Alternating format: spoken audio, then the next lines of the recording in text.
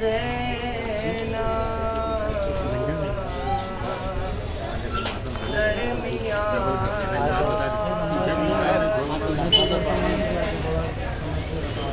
ارے سب کی نظریں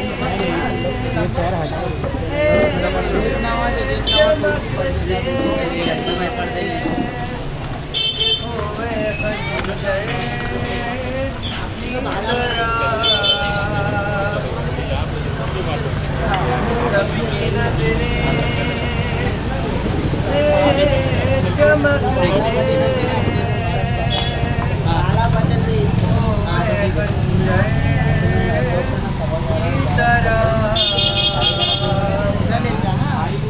بھائی کا خشک گلا دیکھ رہی ہے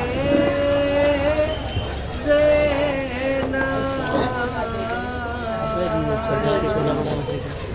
درمیان لاشوں کے مقتل میں کھڑی ہے زینا رشے پہ چلتے ہوئے خنجر کو بھلا کیا معلوم رشے پہ چلتے ہوئے خنجر کو بھلا کیا معلوم کس طرح خاک پہ غش خاک گری ہے زینا درمیان لاشوں کے مقتل میں کھڑی ہے زینا دو ہاتھ اٹھا کر کرو کے ستر حاصل لاشوں کو سلام ہاتھ اٹھا کر کرو کے ستر حاصل لاشوں کو سلام ہاتھ رسی میں ہے شانوں سے بندھی ہے زینا درمیان لاشوں کے مقتل میں کھڑی ہے زینا اور دل کی روپا کے گئی سے گراتا کے گئی اے دل کی روپا کے گئی سے گراتا کے گئی سج رہا ہے اب دربار کھڑی ہے زینا درمیان لاشوں کے مقتل میں کھڑی ہے زینا عرشے پہ چلتے ہوئے خنجر کو بھلا کیا معلوم نقشے پہ چلتے ہوئے خنجر کو بھلا کیا معلوم کس طرح خاک پہ غش خاک گری ہے زینب درمیان لاشوں کے بیٹی بچانے کو جو نکلی تھی مدینے سے نوید دی بچانے کے لیے مدینے سے جو نکلی تھی نوید بچ گیا دین مگر کیسی لٹی ہے زینب درمیان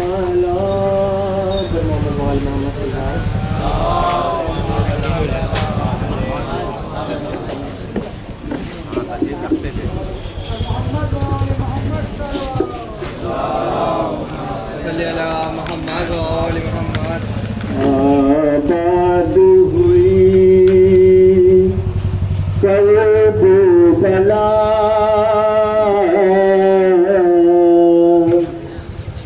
اجڑا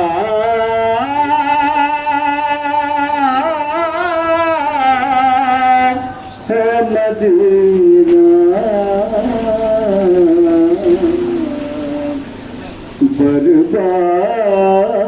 برباد ہوئی میں یوں حضرت زینب نے کہا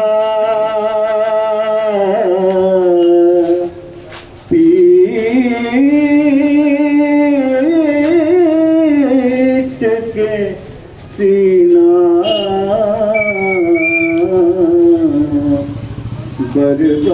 برباد ہوئی میں ایک دن تک اس نہر کی کرتی تھی میں شاہی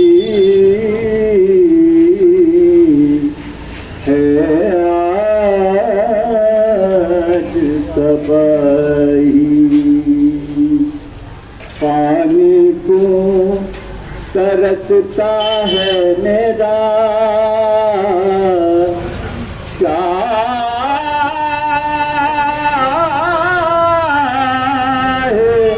مدینہ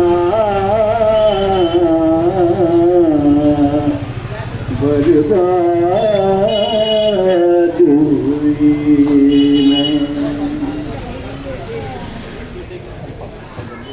ایک دن تک چادر جو میرے سر سے ہٹی تھی سورج بھی نہ نکلا بازار میں سر ننگے پھرا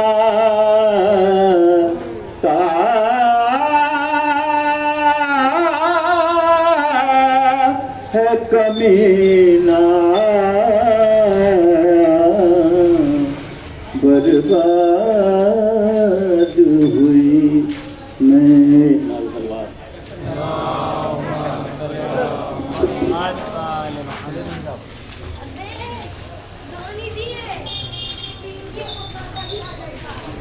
محمد وآل محمد صلوات.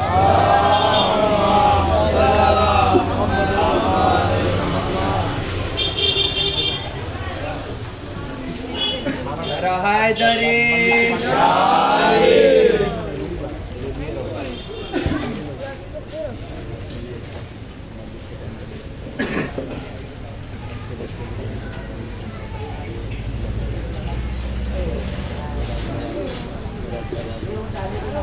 وأفوض بأمري إلى الله إن الله بصير بالعباد ولا حول ولا قوة إلا بالله العلي العظيم. أعوذ بالله من الشيطان الرجيم. بسم الله الرحمن الرحيم. الحمد لله الذي تفرد بالعزة والبقاء وقهر عباده بالموت والفناء والأول قبل الأشياء والآخر بعد فناء الأشياء العليم الذي لا ينسى من ذكره ولا ينقص من شكره ولا يخفى رجاء من رجاه. والصلاة والسلام على أشرف الأنبياء والمرسلين حبيب إله العالمين أبي القاسم محمد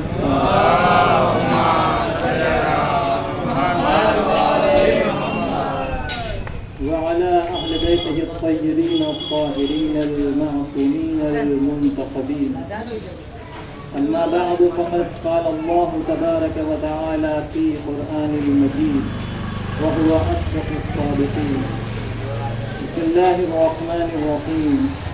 إنا لله وإنا إليه راجعون. ایک صلوات علی محمد وآل محمد.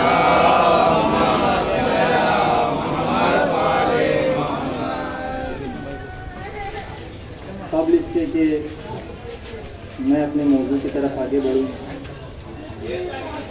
آپ لوگوں سے معذرت خواہ ہوں اس وجہ سے کہ جو فن خطابت ہوتا ہے ایک ذاکر کا، ایک عالم کا، وہ فی الحال ابھی مجھ میں نہیں ہے، کیونکہ میں ایک نیا طالب علم ہوں اور آپ کے درمیان آیا ہوں، یہی پلا بڑا.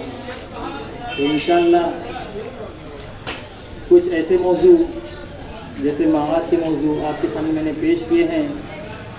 تو یہ جو انسان اس دنیا سے جاتا ہے، جان کنی کے عالم سے قیامت تک کے جو مناظر ہیں، تو جان کنی کیا ہوتی ہے، موت کیا ہوتی ہے، حشار قبر کیا ہے، برزخ کیا ہے، جنت برزخی، جہنم برزخی، اور قیامت کی جنت اور قیامت کی جو جہنم ہے، یہ سب کیا ہیں، ان سب کی ویژگی کیا ہے، خصوصیات کیا ہے. انشاءاللہ ان چند دنوں میں آپ کے سامنے کچھ مطالب پیش کروں گا. انشاءاللہ آپ لوگ مل کے ایک باوجہ بلند نعرہ صلوات.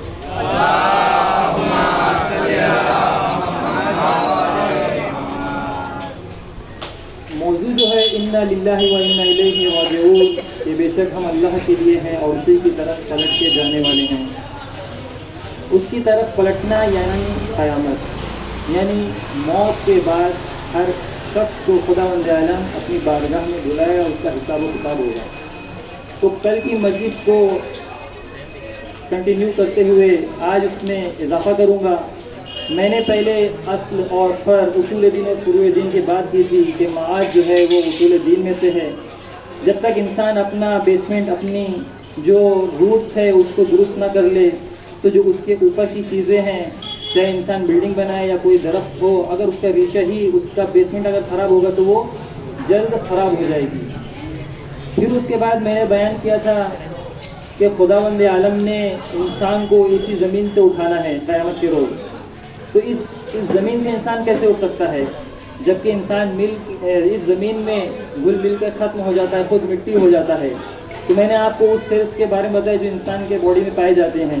وہ لاکھوں نہیں بلکہ کروڑوں کی تعداد میں ہوتے ہیں، بلکہ پورا وجود انسان کا سیلز ہے، جو ہر ایک سیلز انسان کے الگ الگ کام کو انجام دیتا ہے.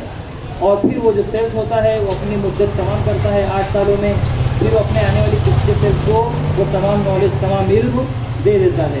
تو یہی حالت ہوتے ہوتے جب انسان کی آخری عمر پہنچتی ہے تو وہ جو سیلس ہوتے ہیں وہ نابود نہیں ہوتے، وہ اسی زمین میں چھپ جاتے ہیں، گم ہو جاتے ہیں۔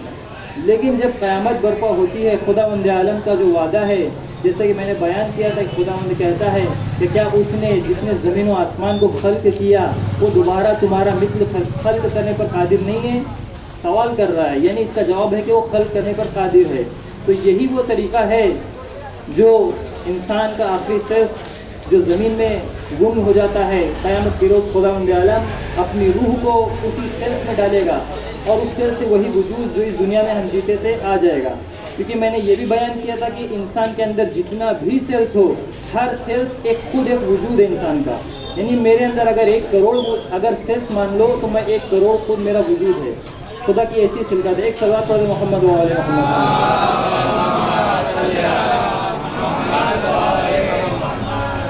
پھر خدا اتنی قدرت والا ہے، یعنی میرا خود ایک وجود کو کروڑوں کے وجود میں رکھا ہے، ایسی قدرت والا۔ پھر اس قدرت کا میں نے ڈیفینیشن پیش کیا کہ قدرت کس چیز میں ہم خدا کو قادر کہتے ہیں، یعنی خدا ہر شے پہ قدرت رکھتا ہے یعنی کیا۔ میں نے 3 نام بتائے تھے، شاید اس کا مطلب صحیح سے سمجھ میں نہ آیا ہو۔ ایک محال ذاتی بتایا تھا، ایک محال وقوعی، ایک محال عادی۔ محال کہتے ہیں امپاسبل چیز کو جو ناممکن ہو، یعنی جس کا تصور نہیں کیا جا سکتا، اور ذاتی یعنی شے کو کہتے ہیں، ذات شے کو کہتے ہیں، ٹھیک۔ اب محال ذاتی جس طرح ہم لوگ محاورے بھی اور لوگوں سے بھی سنتے رہتے ہیں کہ کیا خدا یہ قدرت رکھتا ہے کہ ایک انڈا ہو جو بڑا بھی نہ ہو اور یہ دنیا چھوٹی بھی نہ ہو اور وہ دنیا اس انڈے میں جائے؟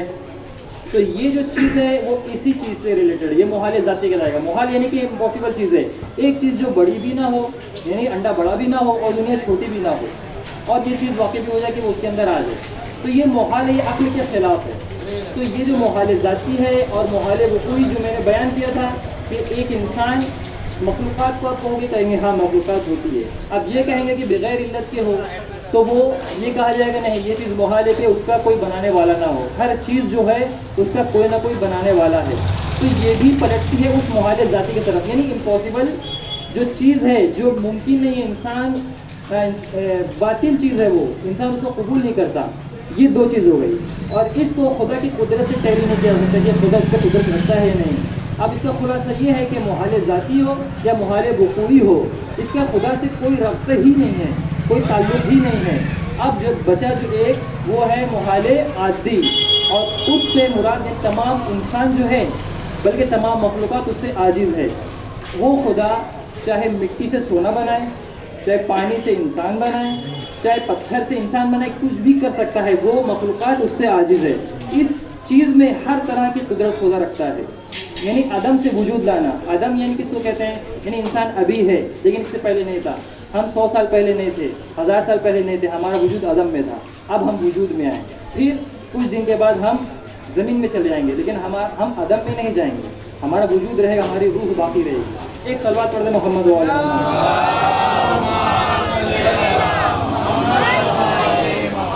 ایک مرتبہ حضرت عیسیٰ علیہ السلام قبر سے گزرتے ہیں اور اہل قبر کو سلام کرتے ہیں، جواب آتا ہے تو کہتے ہیں کہ اے اہل قبور، 4 چیزوں میں ہم زندے والے، مطلب ہم تم پر فضیلت رکھتے ہیں، سبقت کرتے ہیں، سبقت کر چکے ہیں اور تم اس چیز کو انجام دینے سے عاجز ہو۔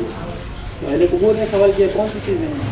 کہا کہ ہم خدا کے وظیفے کو، خدا کے فریضے کو انجام دے سکتے ہیں۔ پھر دوسرا کہا کہ ہم خدا کے وہ جو افعال ہیں، وہ جو اس کے فرمان ہیں، ہم اس کو بھی انجام دے سکتے ہیں۔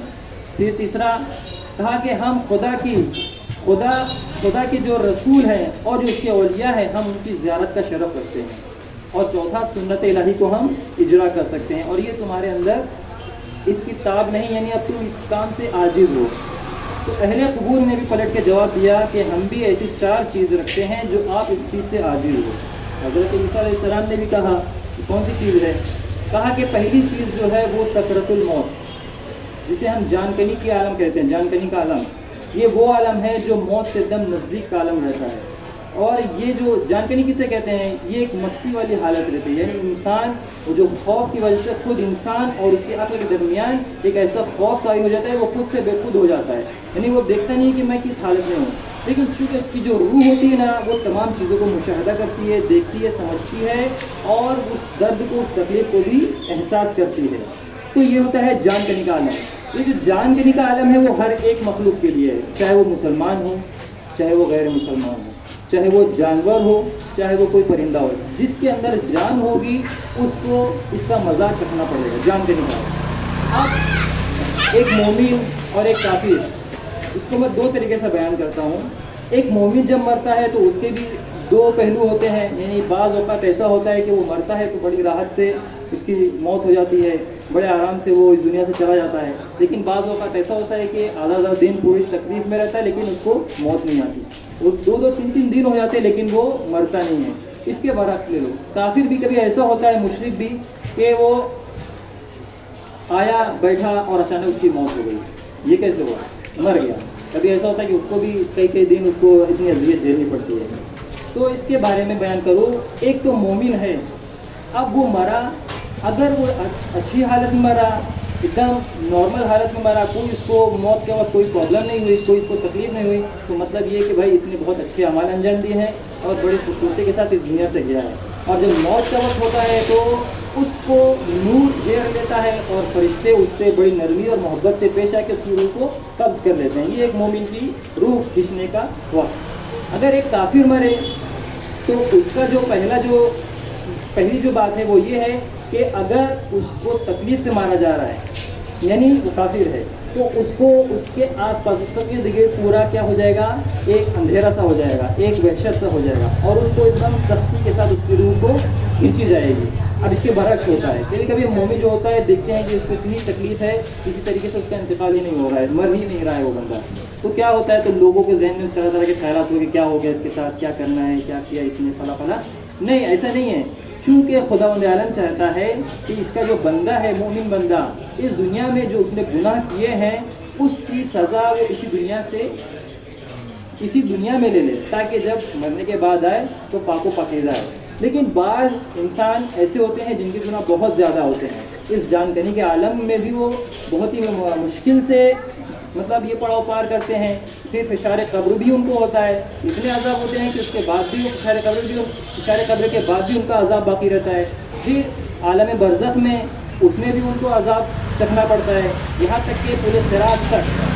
تو بعض ایسے ہوتے ہیں جن کے گناہ بہت ہوتے ہیں, لیکن بعض ایسے ہوتے ہیں مومن جو کم گناہ کرتے ہیں, جو اور اسی دنیا سے جتنا نزدیک ہو گئے اور ان کا عذاب اگر ہوگا تو سمجھ لو وہ بہت ہی کم گناہ کیے ہیں. ایک صلوات پڑھ دے محمد. اسی طریقے سے ایک کافر, اگر ایک کافر اس کو اگر موت آ رہی ہے, بڑی راحت میں آ رہی ہے, کوئی اس کو ٹینشن نہیں, ابھی بیٹھا اچانک ہارٹ اٹیک آیا, 2 منٹ میں 1 منٹ کے اندر وہ مر گیا, تو اس کا مطلب یہ نہیں کہ بہت ہی خوش نصیب ہے, یہ نہیں. چونکہ اس نے اپنی زندگی میں کوئی ایسا عمل انجام دیا ہے جو دین نے بتایا ہے. فرض کرو اس نے ماں باپ کے ساتھ ہمیشہ نیک برتاؤ کیا ہے, ٹھیک, کبھی اونچی آواز میں بات نہیں کیا, ہمیشہ ان کی ریسپیکٹ کی, ان کی تعظیم کی, ان کی بات مانی, یا یہ کہ اس نے یتیموں کا خیال رکھا, کسی کا دھیان دیا, اس کو اس کی مدد کی. تو اس طریقے کا اگر کوئی کافر مشرک عمل انجام دیتا ہے تو خدا عالم چاہتا ہے کہ اس کی جزا بھی اس کو اس دنیا میں مل جائے, اس لیے کہ خدا عادل ہے, وہ ہر ایک کو اس کی جزا بھی دیتا ہے, سزا بھی دیتا ہے. یہاں تک کہ شیطان کو بھی, جو کہ ایک مؤمن نہیں تھا لیکن چونکہ اس نے عمل انجام دیا, اس لیے اس کو اس دنیا میں اس کی جزا مل رہی ہے. ایک صلوات پڑھ دے محمد. یہ ایک چیز. اب اہل قبور نے حضرت عیسیٰ سے کہا کہ وہ جان کنی کا جو عالم ہے وہ ہم نے چکھا, آپ نے نہیں چکھا, آپ اس سے ابھی عاجز ہو. پھر دوسرا, وہ قبر کی پہلی رات, یہ فشار قبر کیا ہوتا ہے, وہ ہولناکی کیا ہے, وہ انشاءاللہ آگے کے مجلس میں آپ کو پورا ہر ایک پہلو قیامت تک کے بارے میں انشاءاللہ جتنا ہو سکے گا بیان کریں گے. پھر کہتا ہے کہ ان لوگ کہتے ہیں کہ ہم نے قبر کی پہلی رات کو گزار لیا جو آپ نے نہیں گزارا. تیسرا, وہ جو منکر و نکیر ہوتے ہیں اور مبشر و بشیر جو فرشتے ہوتے ہیں, ان کے سوالات بھی ہم نے پار کر چکے, ان کے جو سوال تھے ہم نے ان کو جواب دے دیا, آپ ابھی اس چیز سے معذور ہو, یعنی آپ اس لمحے تک نہیں پہنچے. چوتھی چیز جو بیان ہوتی ہے اور جو میری نظر میں سب سے سخت ہے, وہ کہتا ہے کہ وہ جو اہل قبور میں سے جو حضرت عیسیٰ سے بات کرتا ہے, وہ کہتا ہے کہ ہم اس دنیا میں خوف زدہ تھے, وہ اس وجہ سے کہ جب ہم اس دنیا میں زندگی کرتے تھے تو سوچتے تھے کہیں ہمارا ایمان زائل نہ ہو جائے. یعنی کیا مطلب, یعنی کوئی انسان یہ گارنٹی نہیں لے سکتا کہ میں اگر مومن ہوں تو مومن ہی مروں گا. ٹھیک، ہر انسان کو یہ دعویٰ، کوئی بھی انسان دعویٰ نہیں کر سکتا سوائے نبی اور امام کے، معصوم امام کے. ٹھیک، وہی اگر کسی کو بشارت دے تو وہ حق ہے. باقی کوئی بھی انسان یہ دعویٰ نہیں کر سکتا کہ اگر میں مومن ہوں تو مومن ہی مروں گا، بلکہ انسان کو خود کے لیے بھی اور دوسرے مومنین کے لیے بھی ایمان سے جانے کے لیے دعا کرنی چاہیے. تو یہ 4 چیز ہو گئی تھی. ایک سوال پڑھ دے محمد علیہ.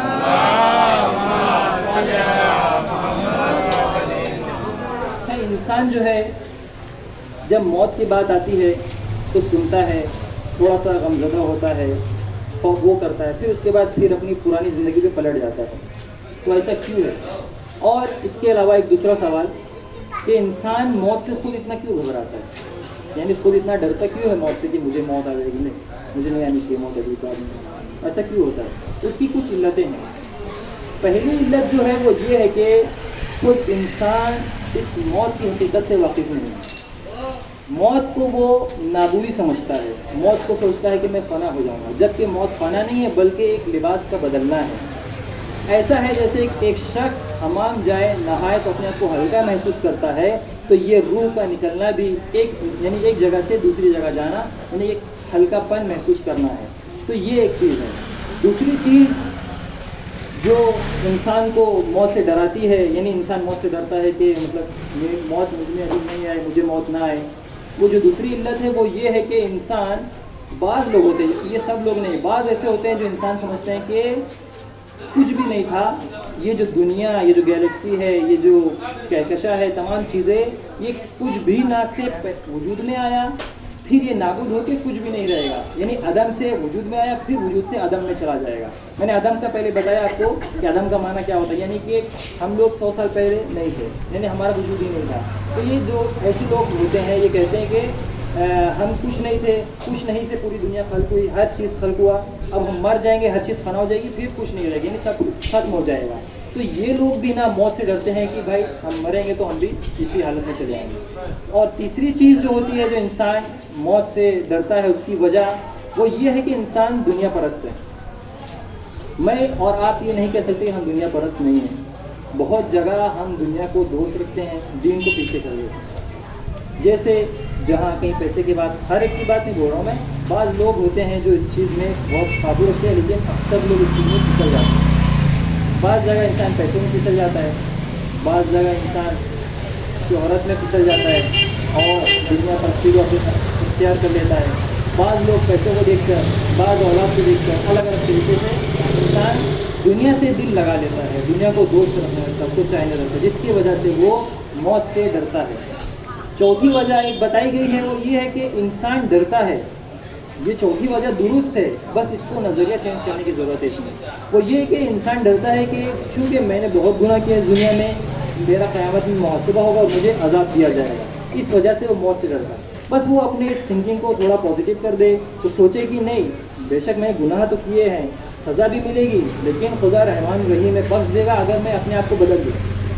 اگر میں اپنے آپ کو بدل لوں تو وہ مجھے بخش دے گا. تو یہ چوتھی وجہ ہے، اس کو بس پازیٹیو کرنے کی ضرورت ہے. یہ صحیح ایک وجہ ہو سکتی ہے. ایک آخری اور پانچویں وجہ، جناب ابو ذر غفاری سے پوچھا لوگوں نے کہ ایسا کیوں ہے کہ ہم موت سے اتنا ڈرتے ہیں، آخر کیا وجہ ہے کہ ہم مطلب موت کو اتنا چاہتے ہیں، ہم موت سے دور ہیں. تو انہوں نے کہا کہ اس کی وجہ یہ ہے کہ تم نے اس دنیا کو آباد کیا ہے اور اس آخرت کو برباد کر دیا. یعنی تم نے دنیا کو آباد کیا، یعنی کیا، تم نے اپنا پورا وجود، اپنا پوری روح کے ساتھ تم نے اس دنیا کو آباد کرنے کے لیے کوشش کی ہے، ٹھیک، اور آخرت کو فراموش کر دیے ہو. تو اب انسان کے لیے گوارا نہیں ہے کہ اس دنیا جو آباد کیا ہے اس کو چھوڑ کر اس ویران جگہ پہ جائے، اس وجہ سے تم موت سے ڈرتے ہو. یہ 5 علت بیان کی. اب اس کا توڑ کیا ہے، یعنی انسان کیا کرے جو موت سے نہ ڈرے، یعنی موت کے لیے وہ آمادہ رہے اور اس کے اندر وہ خوف ہو، ہراس ہو، ڈر، وہ سب نکل جائے. تو اس کے لیے بھی کچھ چیزیں ہیں. ایک سلوات پڑھتے محمد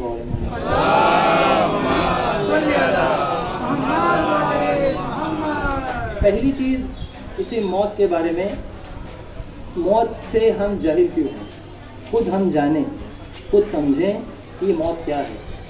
موت خدا سے ملنے کا ایک ذریعہ ہے. موت جو ہے وہ ایک پل ہے اس دنیا سے اس دنیا میں ٹرانسفر ہونے کا، انتقال ہونے کے لیے۔ موت ولی خدا، رسول خدا، امام علی، ائمہ معصومین سے ملاقات، ان کی زیارت کا ذریعہ ہے۔ یہ جو موت ہے وہ نعمت ابدی قیامت اور نعمت ابدی جو جنت ہے اور اس میں ابدی زندگی ہے، اس کو حاصل کرنے کا ذریعہ ہے۔ تو اس طریقے کی چیزیں جب انسان سوچے گا، جانے گا، پڑھے گا، تو وہ کیا احساس کرے گا، نہیں موت سے کیوں گھبرانا جب مجھے آگے فائدہ ہے۔ تو اس کا ایمان بھی جب قوی ہوگا تو وہ خود برائیوں سے دور ہوتا جائے گا اور نیک کاموں کی طرف رغبت کرے گا۔ دوسری وجہ جو بیان کی گئی ہے وہ یہ ہے کہ انسان زہد اختیار کرے۔ زہد یعنی دنیا سے دل نہ لگائے، دنیا سے اپنے آپ کو دور رکھے۔ اسی دنیا میں رہ کے انسان دور ہو سکتا ہے لیکن یہ بہت مشکل کام ہے۔ تیسری چیز جو بیان کی گئی ہے وہ یہ ہے کہ ترک گناہ۔ یہ جو گناہ ہوتا ہے نا، میں آخر میں ایک وجہ اور بیان کروں گا جو ان تمام چیزوں کا ایک نچوڑ ہوگا اور اصل وجہ ہوگی۔ کہ تیسری وجہ جو بیان کیا ہوں وہ ترک گناہ۔ جتنا انسان گناہ کو انجام دے گا اتنا اس کے دل میں موت کے حالات رہے۔ کیوں؟ کیونکہ وہ گناہ میں اس کو لذت ملتی ہے، گناہ کی طرف وہ مائل ہوتا ہے، اس کو لذت ملتی ہے، وہ چاہتا ہے کہ میں اور کروں، اسی دنیا میں رہوں، اور تو اس طریقے سے وہ موت سے ڈرتا ہے اور دور بھاگتا ہے۔ ایک وجہ اور بیان کی ہے ذکر موت، یعنی موت کو یاد رکھو۔ موت کو یاد رکھنے کے طریقے کیا ہیں؟ بہت سارے طریقے۔ ایک یہ کہ اپنے کفن اپنے پاس رکھو، اپنے گھر میں رکھو، اس کے اوپر نگاہ بھی کرو، دیکھو بھی اسے استعمال بھی کرو، یہاں تک کیا ہے اس کو استعمال بھی کرو۔ ایک ہے کہ جنازے میں شرکت کی جائے، قبرستان جایا جائے۔ قبرستان ہم جاتے ہیں، سورۃ فاتحہ پڑھتے ہیں اور سوچتے ہیں کہ مردے کو ثواب پہنچا دیا، ہم نے بہت بڑا کام کر دیا۔ نہیں، اس کے لیے کیا ہے، آپ کو جانا پڑے گا قبرستان۔ قبرستان میں جا کے جو بھی آپ کے وہاں کے جو کام ہے وہ سب انجام دے۔ قبرستان کیوں جاتے ہیں اکثر لوگ؟ جب کوئی کسی کا انتقال ہوتا ہے تبھی زیادہ تر لوگ جاتے ہیں، ایسے کوئی نہیں جاتے جلدی، بہت کم لوگ ہوتے ہیں جو جمعرات کے وقت یا عام وقت میں جاتے ہیں۔ تو جب جاؤ قبرستان، وہ کام تمام ہونے کے بعد ایک تنہائی لو، ایک قبر کے پاس ایک کسی جگہ، اس میں خود سوچو، اور جس جگہ کھڑے ہو اور اس جو قبر ہے اس کے پاس، اس خیال سے سوچو کہ گویا یہ میری قبر ہے اور اس کے اندر میری لاش پڑی ہوئی ہے۔ اب یہ سوچو کہ میں ادھر آیا ہوں اور میرے گھر والے مجھ سے جدا ہو گئے ہیں، مجھے چھوڑ چکے ہیں، مجھے تنہا چھوڑ چکے ہیں۔ اب نہ ہی کوئی میرا مال میرے کام آ رہا ہے، نہ ہی میری کوئی اولاد میرے کام آ رہی ہے، نہ ہی میرے کوئی دوست و احباب میرے کام آ رہے ہیں۔ اب میرے ساتھ کون میرا ساتھ دے گا، میرا ساتھ کون دے گا؟ تو یہی چیز جب آئے گی ذہن میں، آپ سوچو گے، نئے نئے طریقے سے اس کو سوچو گے، خیال کرو گے، تو آپ کا دل نرم ہوگا، دین کی طرف آپ کی رغبت ہوگی، آپ اعمال کو انجام دینا شروع کرو گے، ٹھیک ہے، اور دنیا سے آپ کی دوری ہونا شروع ہو جائے گی۔ تو یہ ایک وجہ۔ اب ان سب کے بعد ایک آخری وجہ کیا ہے کہ انسان موت سے دور ہوتا ہے اور غافل بھی رہتا ہے۔ اس کی ایک اصلی وجہ یہ ہے کہ انسان نے اپنے زندگی میں جو بھی وہ کچھ عمل انجام دیتا ہے نا، تو اس کی وہ عادت بنا لیتا ہے۔ فرض کرو ایک شخص ہے جو صبح اٹھتا ہے، سیدھا موبائل کھولتا ہے اور پھر چیٹنگ کرنے لگتا ہے۔ وہ روزانہ صبح اٹھتا ہے، اپنے کام کو اسی طریقے سے شروع کرتا ہے، چیٹنگ کرتا۔ اب اس کی ایک وہ جو روش ہے وہ ایک عادت بن گئی۔ عادت کے بعد وہ ایک ملکہ پیدا کر لیتا ہے، یعنی اس سے اب اس کو دور کرنا بھی محال ہو جاتا ہے، یعنی وہ جھگڑا کرنے لگتا ہے، مارنے پیٹنے لگتا ہے، یہاں تک کی نوبت ہو جاتی ہے۔ یہ ایک تو ایک پہلو ہے زندگی کا، ہر پہلو۔ یعنی ایک شخص ہے جو کبھی جھوٹ نہیں بولتا ہے، اچانک جھوٹ بولنا شروع کر دیا، ابھی ملکہ نہیں ہوا، ابھی اس کی عادت نہیں ہوئی، لیکن چونکہ جھوٹ بولنے سے اس کو کچھ فائدہ ملا، اب وہ اس فائدے کے چکر میں جھوٹ بولنا شروع کر دیا۔ ایک جھوٹ، دو جھوٹ، چار جھوٹ، اسی طریقے سے بڑھتے بڑھتے اس کی عادت ہو گئی۔ اب عادت کے بعد وہ ملکہ پیدا ہو گیا۔ اب وہ ہر ایک چیز میں وہ یہ نہیں دیکھے گا کہ اس کا اثر مجھ پہ کیا ہو رہا ہے، لوگوں پہ بھی اس کا اثر، نہ کہ خود اس پر، لوگوں پر بھی اثر ہے۔ ہر گناہ کا اثر خود پر بھی ہے اور اس دنیا کے آس پاس رہنے والوں پر بھی ہے۔ اسی طرح جو زلزلے وغیرہ یہ جو آتے ہیں، یہ ارتھکویک وغیرہ، یہ سب کیا ہے؟ ایک علت تو ایک زمین کا جو وجود ہے کہ انسان اس پہ بسے، اس کی ایک وجہ ہے، اور دوسری وجہ خود انسان کا گناہ ہے، جو ارتھکویک وغیرہ جو آتا ہے، زلزلہ وغیرہ، اس کی ایک وجہ یہ ہے۔ تو اکثر انسان اپنے آپ کو ایسی چیزوں سے دور رکھے، ایسے عمل سے جو وہ عادت میں بدلے، عادت ملکہ پیدا کر لے، اور پھر وہ اس چیز کو مطلب قابو میں نہ کر سکتا ہو۔ تو یہ سب سے بڑی ایک وجہ ہے انسان کی، جو انسان کو موت سے دور کرتا ہے، اس کو غافل رکھتا ہے. ایک صلوات پڑھیں محمد وعلیہ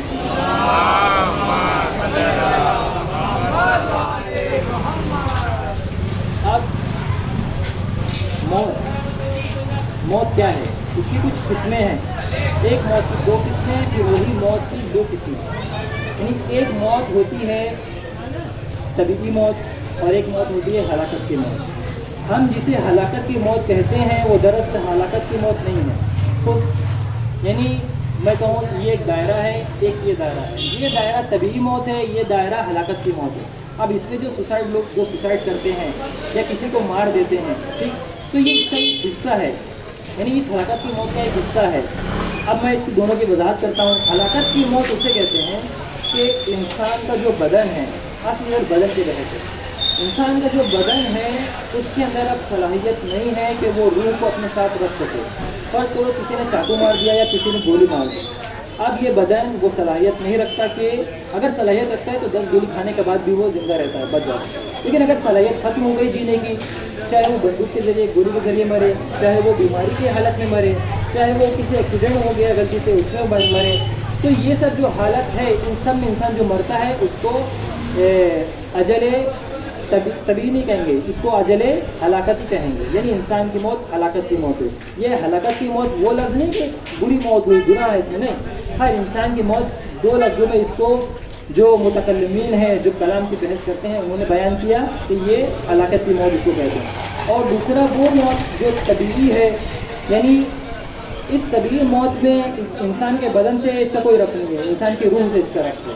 وہ یہ ہے کہ جب انسان کی روح اپنے آپ میں کامل ہو جاتی ہے، یعنی وہ جو اس دنیا میں آ کے اپنی روح کو اس نے انجام دلوانا تھا، یعنی انسان کی روح جو انجام دینا چاہیے تھا وہ دے چکا. اب جسم کو اس کی ضرورت نہیں ہے، اس لیے جسم کو چھوڑ کے وہ روح نکل جاتی ہے. اور یہ بہت کم لوگ ہی اس کو انجام دے پاتے ہیں، چونکہ یہ اطاعت خدا سے یہ چیز وجود میں آتی ہے. یعنی جو انسان جتنا خدا، اس کے رسول اور اس کے امام کی اطاعت کرتا جائے گا، اس قدر وہ اس موت طبیعی موت سے وہ نزدیک ہوتا جائے گا. ایک صلوات پڑھیں محمد وعلیہ.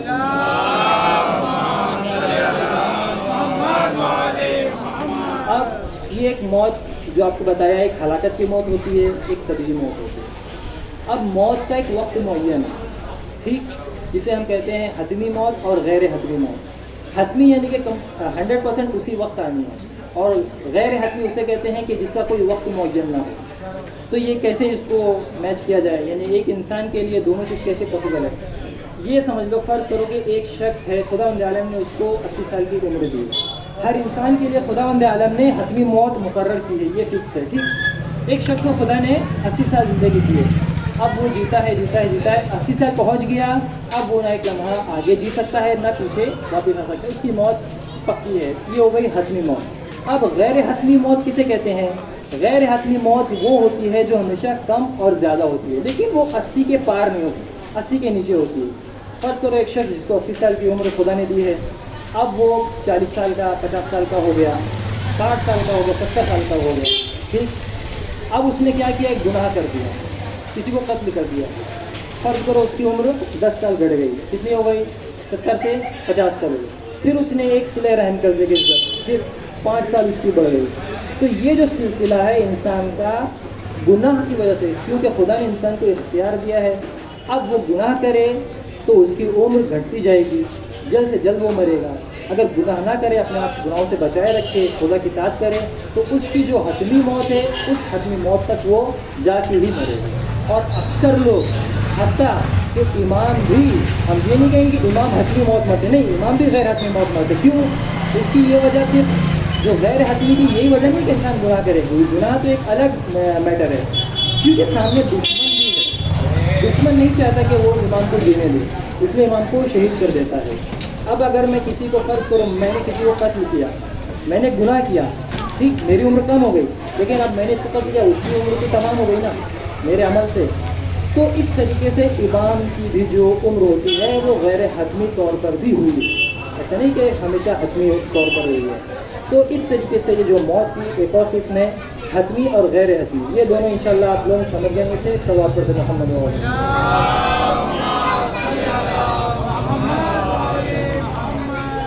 ارباب اعضاء وقت بھی تمام ہو گیا. یہ جو حتمی اور غیر حتمی موت ہے یہ کربلا میں بھی دیکھا گیا ہے. وہ امام کہ جو ہمیشہ ایک لمحے کے لیے بھی خدا کی نافرمانی نہیں کرتا، اس کے لیے بھی غیر حتمی موت پیش آئی ہے. اور کربلا میں خدا کے دین کی خاطر آئے. جب آپ کربلا میں پہنچے تو حر نے اس وقت ہوئے، لیکن بعد میں جناب حر آپ کا راستہ روکا اور آپ کو کربلا سے کہیں اور جانے نہیں دیا. ادھر دوسری اور شام سے بھی اور عراق سے بھی یزید کے حکم سے اور ابن زیاد کے حکم سے فوجیں آنا شروع ہو گئیں، اور یہ خوش ہو گئے کہ اب تو حسین کا کوئی مدد کرنے والا نہیں ہے، اب تو یہ تنہا ہے. لیکن عمر سعد چونکہ رشتہ داری بھی تھی، اس نے چاہا کہ حسین کو نہ قتل کیا جائے بلکہ صلح کے ذریعے یہ معاملہ بند کر دیا جائے. لیکن شمر ملول ابن زیاد کے پاس جاتا ہے اور اس کو یہ ماجرا بیان کرتا ہے. ابن زیاد شمر کے ذریعے عمر سعد کو ایک خط بھیجتا ہے اور کہتا ہے کہ میں نے تم کو اس لیے نہیں بھیجا کہ تم حسین کی شفاعت کے لیے کچھ کام کرو، اس کے شر کو دور کرو، اس کی مصیبت کو دور کرو. سنو، اگر حسین نے میرے پیام کو سنا اور اس نے میری بات مانی، ابن زیاد کہہ رہا ہے، تو اسے میرے پاس لے آنا. لیکن اگر اس نے نہیں مانی تو اسے وہیں قتل کر دینا، اسے وہیں قتل کر دینا اور اس کے جسم کو گھوڑے کی ٹانپوں سے پامال کر دینا. اب اس کے بعد کہتا ہے کہ اگر تم نے میرا حکم مانا تو ٹھیک، اگر نہیں مانا تو تم کنارے ہو جانا اور شمر کو یہ جگہ دے دینا. شمر آتا ہے اور اس کو 9 محرم کو یہ ماجرا وہ نامہ دیتا ہے. اب چونکہ وہ نہیں چاہتا تھا کہ امام حسین علیہ السلام کو قتل کرے، لیکن دوسری طرف عمر سعد دنیا کی طلبی بھی رکھتا تھا، دنیا کو بھی دوست رکھتا تھا، تو اس نے آخر میں جہنم کا راستہ ہی اپنایا اور کہا کہ ٹھیک ہے، میں کام کو انجام دوں گا. اسی 9 محرم کے دن اس نے تمام لشکر کو آمادہ کیا اور خیمے کی طرف امام حسین کی طرف روانہ ہوا حملے کے لیے.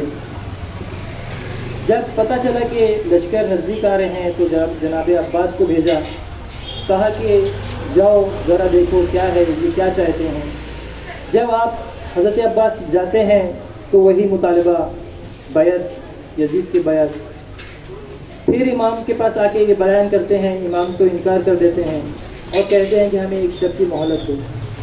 امام ایک شرط کی مہلت کس لیے مانتے ہیں؟ خدا کی عبادت کے لیے، نماز کے لیے، تلاوت قرآن کے لیے، خدا سے راز و نیاز کے لیے. بعض لوگوں کے ذہن میں یہ تصور کیسے آ سکتا ہے کہ جس ہم امام حسین کا جس کا غم مناتے ہیں، اس نے خدا کی بارگاہ میں یعنی اپنے آپ کو ایک رات کی مہلت مانگی خدا کی بارگاہ میں آنے کے لیے اور رات بھر خدا کی عبادت بندگی کی. اور بعض لوگ ایسے ہو گئے ہیں جو انہی چیزوں سے دور رہتے ہیں اور اپنے آپ کو سمجھتے ہیں ہم بہت بڑے عزادار ہیں، ہم بہت بڑے دیندار ہیں. تو یہ خرافات کی چیزیں اپنے ذہن سے نکالیں اور اس راہ کو اپنائیں جو حسین کی راہ ہے. ارباب اعضاء 9ویں کی محرم گزرتی ہے، پھر 10ویں محرم آتی ہے اور جناب حر دیکھتے ہیں کہ عمر سعد اپنے لشکر کو آمادہ کرتا ہے اور موت اور امام حسین علیہ السلام کے لیے لوگوں کو آمادہ کرتا ہے کہ انہیں قتل کر دے. جناب حر کے اندر ایک بے چینی سی پیدا ہوتی ہے اور وہ جاتے ہیں عمر سعد کے پاس اور کہتے ہیں کہ تو کیا چاہتا ہے، تو کیا چاہتا ہے کہ حسین کو قتل کر دے؟ وہ جواب کیسا دیتا ہے؟ کہتا ہے کہ جنگ کی چھوٹی سے چھوٹی جو علت ہے، یعنی کم سے کم جو جنگ ہوگی وہ یہ ہے کہ حسین کا سر اور اس کا ہاتھ قلم کر دیا جائے. بس یہ سننا تھا. وہ تھرتھراتا ہوا اپنی جگہ پر آتا ہے اور کہتا ہے کہ میں دیکھ رہا ہوں کہ میں جنت اور جہنم کے درمیان کھڑا ہوں. خدا کی قسم میں جنت کو نہیں چھوڑوں گا، میں جنت کے ہی راستے پہ جاؤں گا. بس یہ کہہ کر وہ سوار ہوتا ہے اور امام حسین علیہ السلام کی طرف آتا ہے اور جیسے ہی امام حسین کے نزدیک آتا ہے اپنے آپ کو گھوڑے سے نیچے اتارتا ہے اور امام حسین کے سامنے اپنے آپ کو گرا دیتا ہے. अपनी मुंह को, अपने चेहरे को, अपनी सूरत को ज़मीन में रगड़ने लगता है और बोसा लेने लगता है और कहता है कि खुदाया मैंने तौबा की, मैं तेरी तरफ पलटना चाहता हूँ, क्या तू मेरी तौबा कबूल करेगा। यही असना में इमाम हुसैन आगे बढ़ते हैं, उसे उठाते हैं और कहते हैं कि मेहमान के चेहरे पर ये गर्द आलू जो ज़मीन में लगी हुई ये सही नहीं है, साफ़ करते हैं उसे। फिर वो जनाब हुर कहते हैं कि क्या आपने मुझे माफ़ किया, क्या मेरी माफ़ी है। तो इमाम हुसैन ने कहा कि हाँ बेशक खुदा ने तुझे माफ़ कर दिया।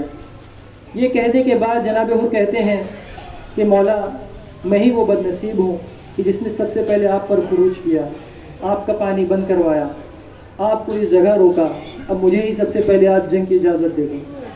आप मुझे जंग की इजाज़त दे दें ताकि मैं रोज़ क़यामत आपके जद रसूल खुदा से सबसे पहले मुसाफ़ा करूँ। आपको इजाज़त मिलती है और आप जाते हैं, जिस्मानी करते हैं और फिर शमशीर निकाल के अपना जौहर दिखाते हैं और दुश्मनों को वासिल जहन्नम करते हैं। लेकिन एक इंसान कब तक लड़ सकता है, कितनी लोगों को मार सकता है, उसकी भी कोई एक हद होती है। आखिरकार एक ऐसा वक्त आया कि ज़ालिमों ने आपको हर तरह से ज़ख्मी किया, आप निढाल हो गए, आप संभल ना सके, आप ज़मीन पर आए, लेकिन आपको उन लोगों ने पूरी तरीके से मारा नहीं। इमाम हुसैन अलैहिस्सलाम के कुछ साथी आए, आपको उठा के उस जगह पे लाए जहाँ पे शहादत के लिए जगह बनाई गई थी, खैमागाह बनाया गया था। इमाम खूब गौर से देखते हैं कि अभी इसकी सांसें चल रही हैं। फिर कहते हैं कि ए हुर क्या हुआ। हुर कहता है कि मौला क्या आपने मुझे माफ़ किया कि नहीं। फिर इमाम मुस्कुरा के कहते हैं कि हुर तेरी माँ ने क्या तेरा अच्छा नाम रखा कि तू इस दुनिया में भी आज़ाद है और आखिरत में भी आज़ाद है। ये कहने के बाद जनाब हुर की रूह इस दुनिया से अलविदा हुई।